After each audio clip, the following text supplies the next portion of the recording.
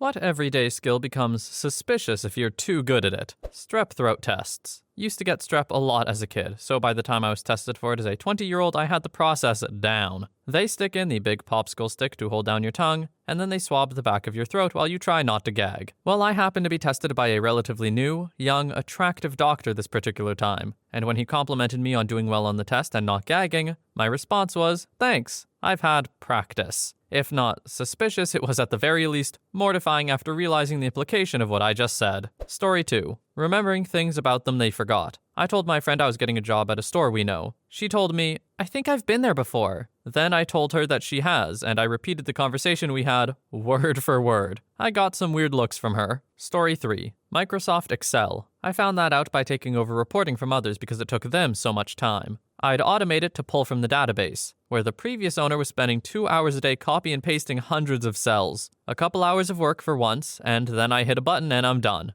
I used to release it right away, even with a script to open, refresh, save, and email it. This caused people to not trust the numbers. So now I still pull in the data, but hold off on releasing it for a little bit, even a bit late on occasion. Edit. I see a lot of people wanting to learn Excel. I did a lot of trial and error learning. I'm mid-50s, so I have some time under my belt. Learning a simple programming language helps. I learned BASIC as a kid and Pascal and Fortran later. VB is the most useful at this point though. In Excel, you can add a developer tab, Google it. It will show you how to add it to your Excel. You can record macros and then record your steps when you do things like insert a column, copy a row, etc. You can then see how it works. Mr. Excel, not to be confused with MS Excel, is a great resource. Also, learn VLOOKUPs, as they are very helpful, and you can get how other formulas work. Finally, Google knows all. I don't know if it becomes suspicious if you're too good at it, but I guess people were suspicious that the data wasn't accurate because it was too quick, so that kinda counts. I'll let it slide this time, OP, but watch yourself. Story 4. Being unbothered by blood and guts. I'm a veterinarian. I've spent days up to my elbows in all manner of bodies and parts and fluids. I can watch surgery or necropsy videos over lunch. I did an eye surgery on Tuesday and somebody had to catch the new kid. The big ones aren't allowed to get faint. It's very inconvenient. Related aside, when the nice young lady at the bank says, "Oh my God, there's blood on your shirt," assuring her that it isn't your own, in fact, offers no reassurance. OP, what would make you think that's a good idea to say? Oh, don't worry, it's not my blood. Yes, very inconspicuous, OP. Not suspicious at all. Story 5. Moving through unreasonably tight and cluttered spaces normally. My friends and I used to hang out at an extremely cluttered warehouse that belonged to a hoarder friend. It was full to the point where moving at all without getting stuck on something or causing a garbage avalanche was difficult. And there I was gliding through hills of hoarded garbage like some kind of ghost. They told me it was creepy. Story 6. We play this drinking game where you take the paper bag from the store, put it on the floor standing up, and you have to bend down on one foot and grab it with your teeth. Each round, you trim a few centimeters off the top and keep lowering the bag until there's a winner. One of my very unathletic friends at the time would easily win every round. It would just be him, and he was flexible enough to get the bag only 6 inches off the ground. People were super impressed, and I joked, "Oh, it's all that practice from sucking yourself off." And the look he gave me combined with the awkward laugh made me think I might have been closer to the truth than I would have hoped. Story 7.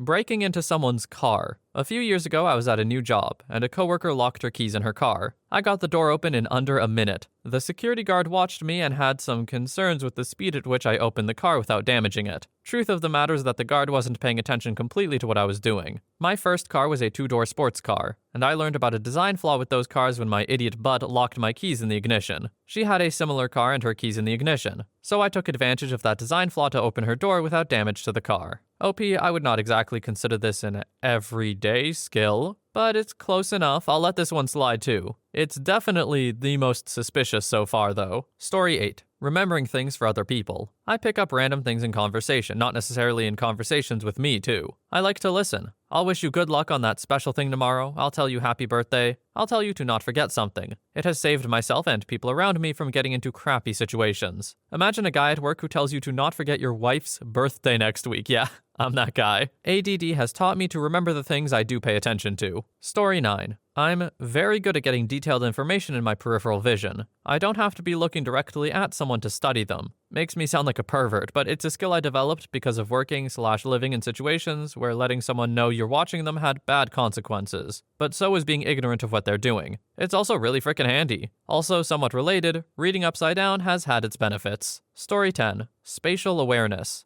I can look at something and tell you whether or not it will fit onto a wall, into a box or car, through a hallway or a stairwell, etc. I was at a shipping store a few months ago, and a guy was in line behind me trying to figure out which size of box to get for the box he was trying to fit it into. I pointed to a specific size and said, "That one," but only if you put your box in this side up. It slid in perfectly, and he gave me the weirdest look. Somehow, though, I always seem to bump into the corners of tables. Story 11. My grandpa, I swear he was magic, could always find a front row parking spot for anywhere we went. It didn't matter if people were parking out in the grass. If he drove up to the front, there was always a spot. If there wasn't, then immediately someone would pull out of their spot to leave, always. Sadly, he did not pass this magic down to anyone. This matches well with my grandma, who is absolutely 100% a fae. It doesn't matter what kind of plant it is or what weather we have, her plants are perfect. They bloom early and keep blooming way longer than they should. We had an ice storm this last winter that took out so many trees. Every tree around my grandma's house was damaged and had broken limbs. Not hers, though. Her trees were fine. What? Neither of these are really that suspicious, but they are very handy things. And just that little bit magical. Definitely the grandmas more so than the grandpas, but the grandpas, I want that one more for sure. Story 12. Reading body language and being particularly sensitive to people. I have a friend who's so good at it, he knows what you're going to do before it even crosses your mind. First time he pulled the whammy on me was when I was about to look for the remote and he handed it to me. No looking around or anything.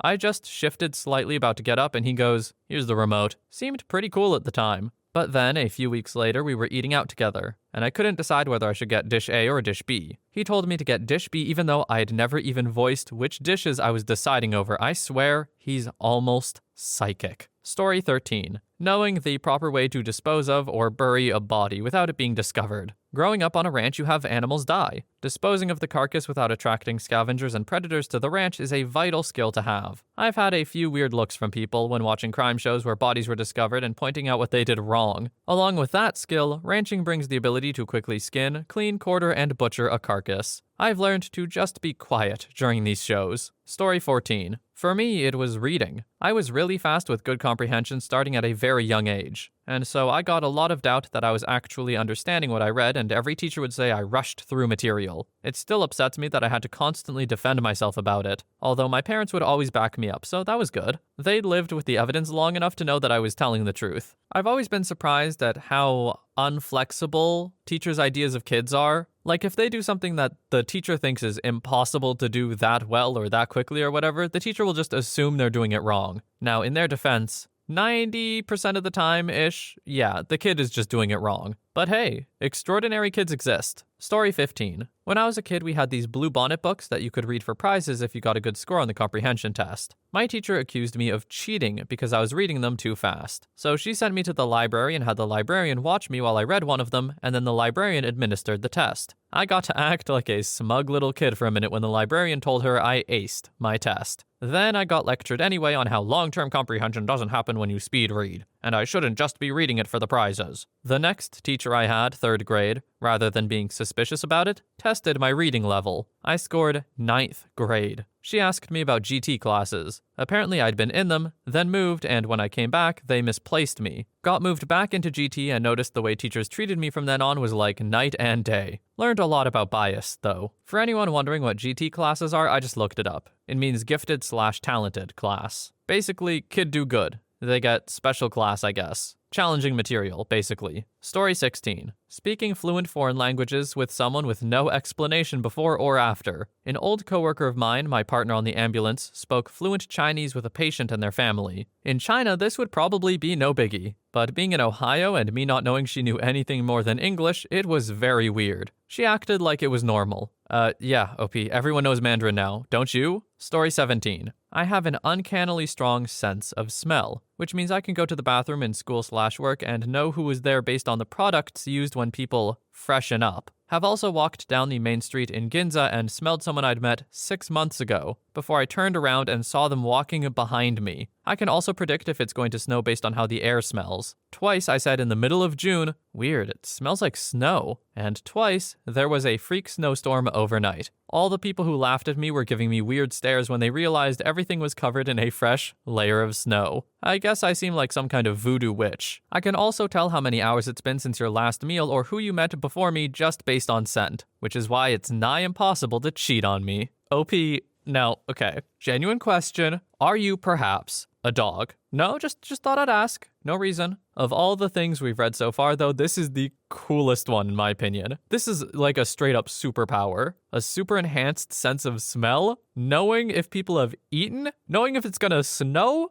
It's just so cool. Story 18. I can almost always tell which way is north, which means I can get to anywhere I've been once by just navigating where I think it should be. My mind has a pretty decent map. I can also count both fairly fast and pretty accurately. So maybe the measurements of travel X amount west naturally occurs on some subconscious level. This doesn't help me too much because I'm horrible with names. So, oh, you mean that cool bar on Broadway? Means literally nothing to me until we get there. And then I remember, I hate this place. Story 19. To be honest, anything with being sneaky. So you know how strict parents often raise secretly uninhibited sneaky kids? Well, guess what I am. In front of my dad until I was 16, I was calm, collected, and submissive. In reality, that was just because I didn't let him see who I really was until certain lines were crossed and I got rebellious, as a boomer might say. I won't break down my whole deal to say why I know these things. Also, I'm not claiming to be a super spy or anything. These are all things that seem normal if you just know how to do them. But I've had it happen more than once where I've implemented one and people with me have had questions. Things like, 1. Picking locks. Sure, like 1 in 3 people can pick a simple or cheap lock. But when you know how to open an electric lock or magnetic security pad, or maybe use the old sound pressure method, you know the one, the thing that people do to code locks when they put their ear against it,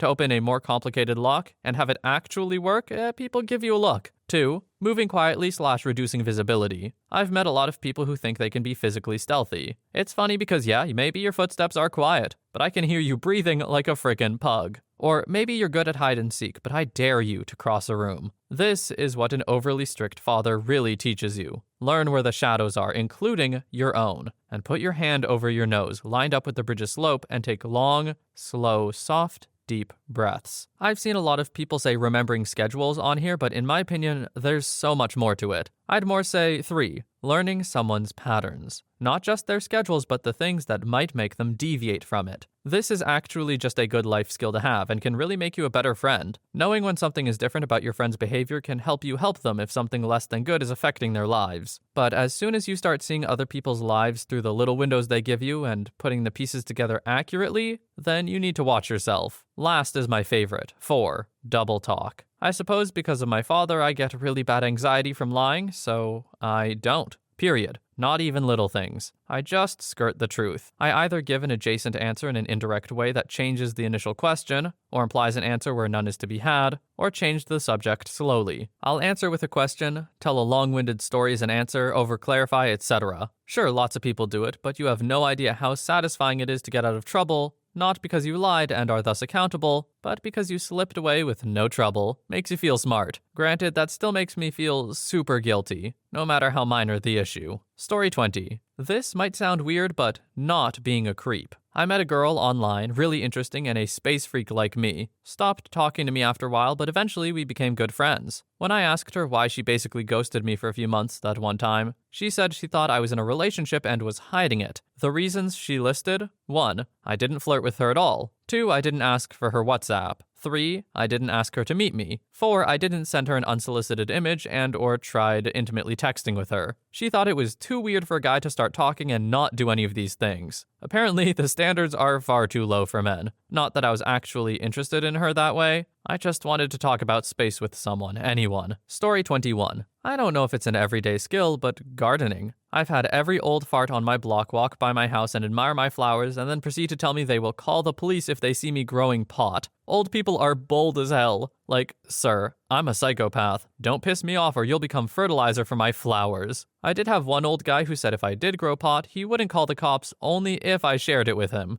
Good deal, Jerry, but for the last time, I don't. My yard is a butterfly garden for Pete's sake, and growing flowers is my therapy. Please get off my lawn or become a part of it. OP, the whole become fertilizer thing, was it supposed to be a joke? I can't really tell, and I'm just a little concerned. That's all. Story 22. Working hard. I build roads for a living from beginning to end. Some days are tough when it's hot and we're slip paving 2,000 plus yards of concrete. It can be fairly physical, and I'm 43. I go to work every day with one underlying goal: to outwork everyone else. I do a lot of the thinking as well. but I try not to let those 18 to 20-somethings outwork me physically. If they do happen to outwork me, I gain respect for them. Being a leader, I also try to be upbeat and energetic as well, so I think they probably assume I'm on something. Story 23. Customer service worker here. I remember certain regulars' orders to the point that if I saw them pull up, I would have their order in and ready for them at the window, which is ironic because my memory regarding my childhood or what happened in the last couple of weeks is absolute garbage. When I was really young, I really struggled with typing because I've got short fingers, but now I can type really fast, like 80 to 100 words a minute fast, and I've gotten so many comments on it. My only fear is that I will develop arthritis really bad in my hands because of this, and will no longer be able to type as fast as I can now. Alright, a little bit of a narrator flex here. My typing speed, I average around 120. I gotta have optimal typing speed to really roast people in League of Legends and still not miss my minions, you know what I'm saying? But really, being able to type fast is really fun, but not really suspicious. People do genuinely get interested in it though. I had one gig I was working on and the course director for it, he wanted to see me type because he had heard that I can type really fast.